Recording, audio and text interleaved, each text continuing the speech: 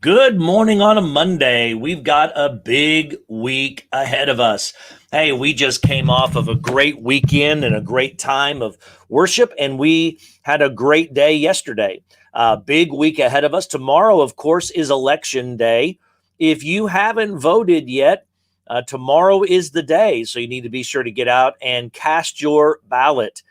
Make sure that your voice is heard and your vote is cast. So it's a very important week, very important as a citizen that you take care of your civic duties and get out there and vote and take care of that. So if you live in Tarrant County, you can vote at any Tarrant County location in that you live in. So you'll be fine and can take care of that. Talk It Out Tuesday is tomorrow. Don't forget that. You can post your questions. I've already had a question sent in to me that I will discuss tomorrow. And so be ready for that tomorrow for Talk It Out Tuesday as we look at some of these things. And good morning to everyone, or afternoon if you're watching this later. I appreciate you tuning in. Whether it's live or later, thank you for joining me on the podcast today.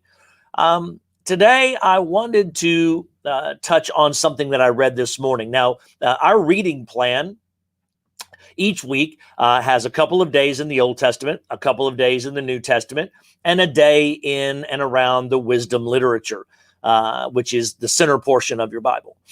And I was reading in Jeremiah 33 today, and it was so interesting to me when you look at the context of what's going on and you look at the position that Jeremiah is in, along with what he is saying. I think it's interesting for us because we live in a moment and we that is difficult. We live in a time that is difficult, and we have extreme positions in our country, in our communities that confound us. We don't always understand them. We don't get it. We don't know why. And we can often look at obstacles negatively. I was thinking about as we're in November, here in a couple of weeks, we will have concluded 8 months of COVID activity or lack of activity here at the church. 8 months. We thought 8 weeks was long, and now we're at 8 months. But we are making strides and striving to get back to normal, as I know many people are trying to get back to normal. So the question I have for you today is, when you see obstacles, when you have obstacles that are placed in your pathway, how do you see them? How do you see the obstacles?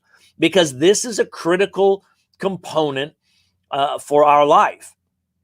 It reveals so much about our personality. It reveals so much about our perspective.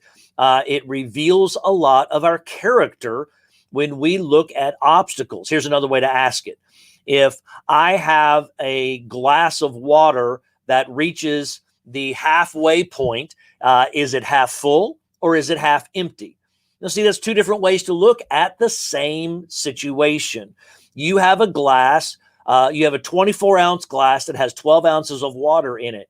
Is that glass half empty or is that glass half full? If you take a view of things in a more negative way, you will say, well, that's half empty.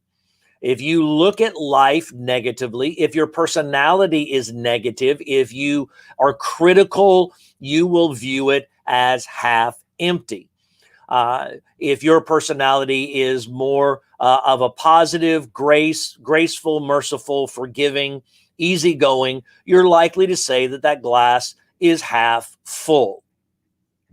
So what does this have to do with Jeremiah? Well, in Jeremiah chapter 33 and verse 1, which was in our reading plan for the first day of reading this week, it says, while he was still confined in the guard's courtyard, the word of the Lord came to Jeremiah a second time. Jeremiah is in chains. Jeremiah is shackled in the middle of the courtyard. He was being made he was being made a spectacle, and he was he was out there for everybody to see, trying to shame him and embarrass him. But what I see here is this. We can look at moments in our lives, and we have obstacles. I mean, that's just real. That's fact. We have obstacles. The question is, am I going to look at them and say, there's absolutely nothing I can do? This is horrible. This is the worst thing ever. I can't believe this is happening. And you know what? We all probably have moments like that. But what is the overarching situation that you have? What's your regular? What's your normal? If your normal is to look at that obstacle and give up, that's one thing. If you look at the obstacle and you start to think, what does this let me do? And see, this is an important situation. You look at COVID. You look at the election tomorrow. Half the country is going to be happy, and half the country is going to be mad tomorrow evening by midnight.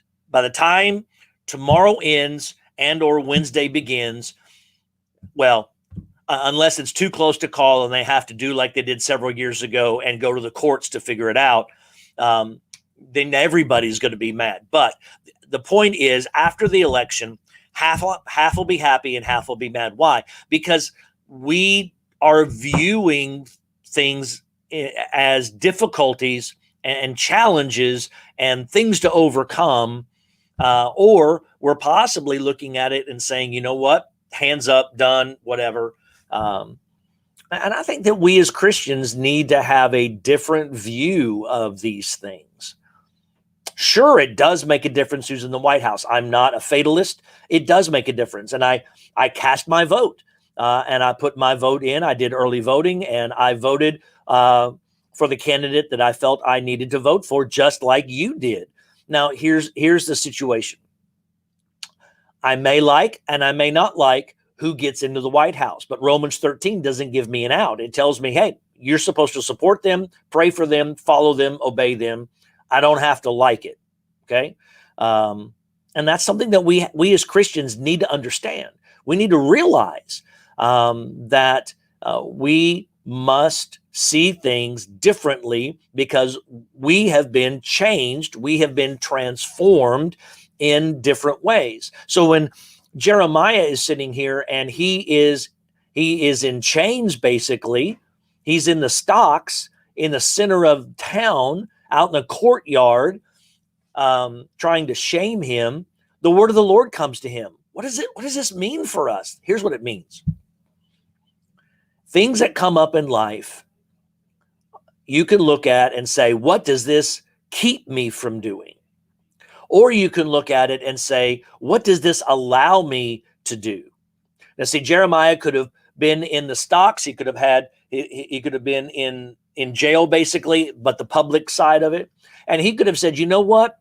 This is horrible. This is awful. I don't deserve this. I don't know why this is happening to me. Look what I don't get to do anymore.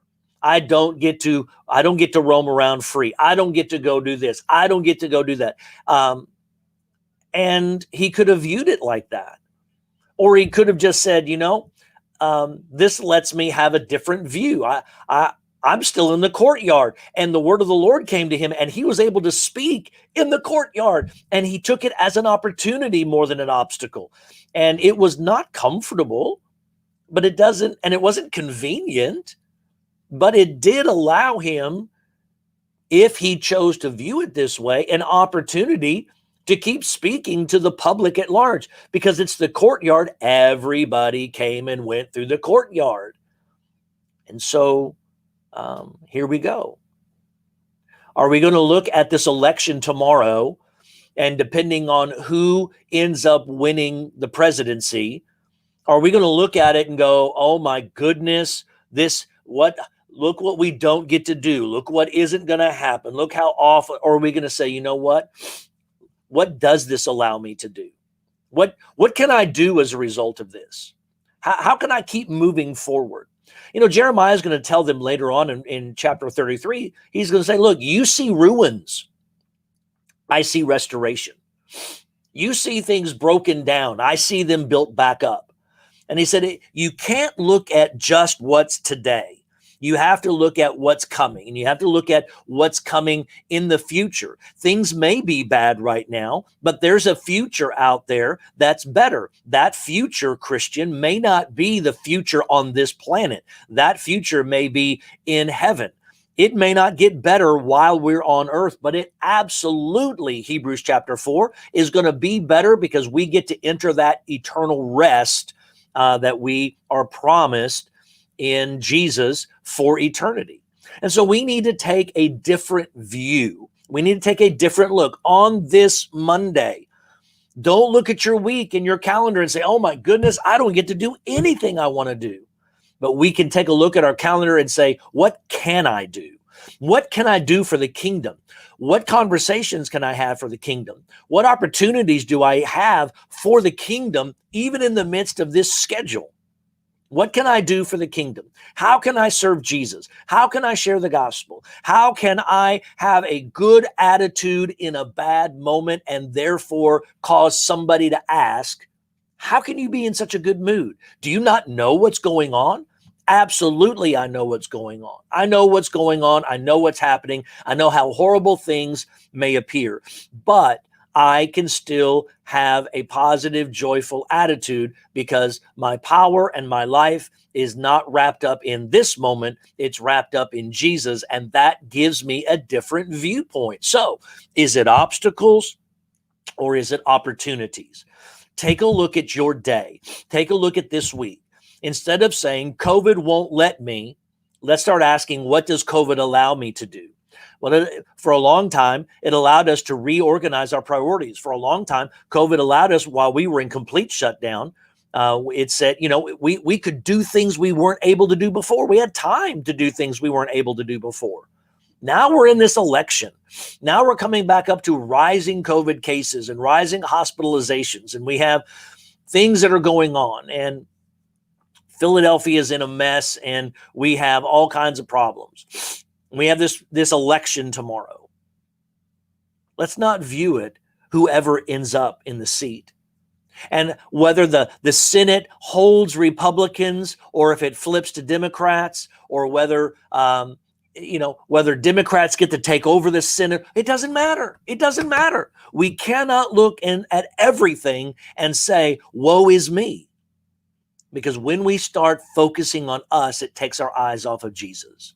When we start looking at the obstacle more than the opportunity, we are losing sight of Jesus. It doesn't mean that the obstacle's not there. It doesn't mean that. It doesn't mean that there might not be issues that are coming. But here's the reality. It doesn't really matter, because at the end of the day, we're a blip on the screen of eternity, while we get to spend the whole screen in eternity. So don't let the blip of this moment upset you so much that you can't think straight, you can't see Jesus, and you can't see the hope that he offers. Because that is the Christian life. Things may be bad, but Jesus is better. Obstacles may come up, but it provides opportunities. The crisis that you face, it may be challenging, but it's an opportunity. It's an opportunity for you. How do you see yourself? Maybe you see yourself the same way that Jeremiah did, and I hope that you do. I'm shackled right now. I'm in chains right now. I'm confined to one place right now, but it won't stop me from faith. It won't stop me from conversation. It won't stop me, because I'm not going to focus on the obstacle. I'm going to focus on the opportunity. So go today and see the world for what it is. Opportunities abound for you every day. You have opportunities this day. You have opportunities tomorrow. You're going to have opportunities on Wednesday when the election is over. Choose to see the hope. Choose to see the opportunities. Choose to see the good in what's going on. Yes, there's obstacles. Yes, there's challenges. Yes, there's walls you got to climb over, and sometimes you got to walk around. But it doesn't mean we stop and sulk. As Christians, we keep plodding along because we see every corner and every boulder and every wall and every obstacle and every shackle as a new opportunity to do something great with Jesus, for Jesus, in Jesus. Have hope today.